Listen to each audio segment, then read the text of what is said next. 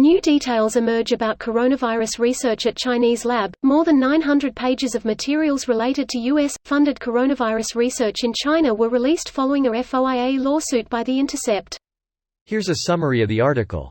Newly released documents provide details of U.S.-funded research on several types of coronaviruses at the Wuhan Institute of Virology in China. The Intercept has obtained more than 900 pages of documents detailing the work of the Eco-Health Alliance, a U.S.-based health organization that used federal money to fund bat coronavirus research at the Chinese laboratory. The trove of documents includes 2 previously unpublished grant proposals that were funded by the National Institute of Allergy and Infectious Diseases, as well as project updates relating to the Eco-Health Alliance's research, which has been scrutinized amid increased interest in the origins of the pandemic.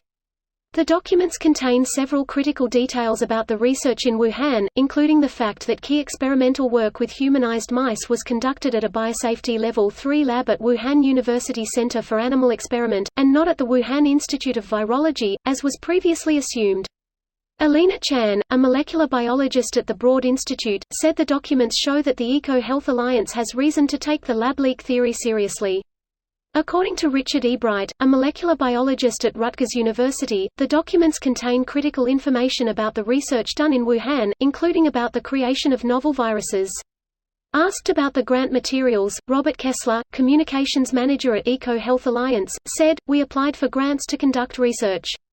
The relevant agencies deemed that to be important research, and thus funded it. So I don't know that there's a whole lot to say."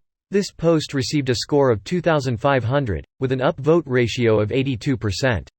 Here are the top comments in response to this article. This doesn't seem all that informative tbh. Yeah, they didn't find anything useful in the 900 pages. So the article is about how the pages got released to themselves. Greenwald and his news outlet, The Intercept, are conspiracy peddlers. He actually tried to suggest there's no Russian involvement in U.S. elections by having an open discussion with the Russian Minister of Information. It's like when Trump asked Mohammed bin Salman whether he was involved in Jamal Khashoggi's death, and Bonisor said no. Greenwald actually threw a fit when editors at The Intercept tried to rein him in when he decided to run with the Hunter Biden laptop story. He's actually left The Intercept over it, which is hilarious. I can't work under these conditions. These standards. The dude seems to basically have gone crazy and is like inadvertently spouting Russian propaganda that ends up helping the Republican Party.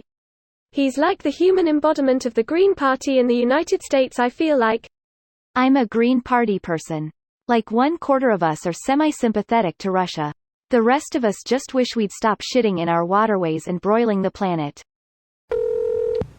The vaguely conspiratorial, "What are they hiding?"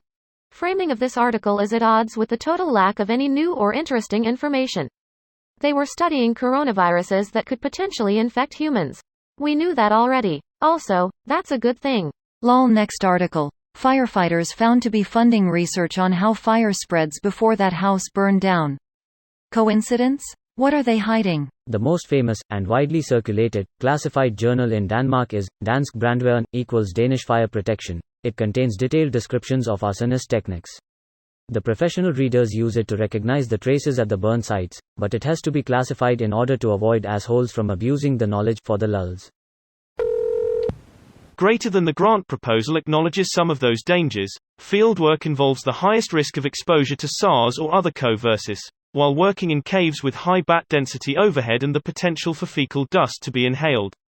Wouldn't it be more likely that the regular people getting bats in those caves for trade would get sick, rather than the researchers who understand the risks and would at least wear a mask? A large chunk of Zhengli Shi's research is to investigate virus strains in bats and how they transmit to humans, because they do, and this was known before the COVID-19 outbreak.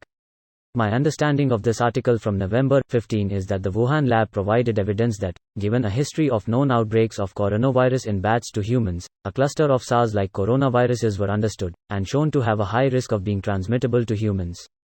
Basically, humans contract the non-deadly strains and they evolve to be better at replicating in humans. It causes a cycle of improving the virus for humans and bat contraction, and it is also stored in other virus bank species like. So something like COVID-19 was forewarned from late 2015 that it might have been only a matter of time before we get the next deadly epidemic.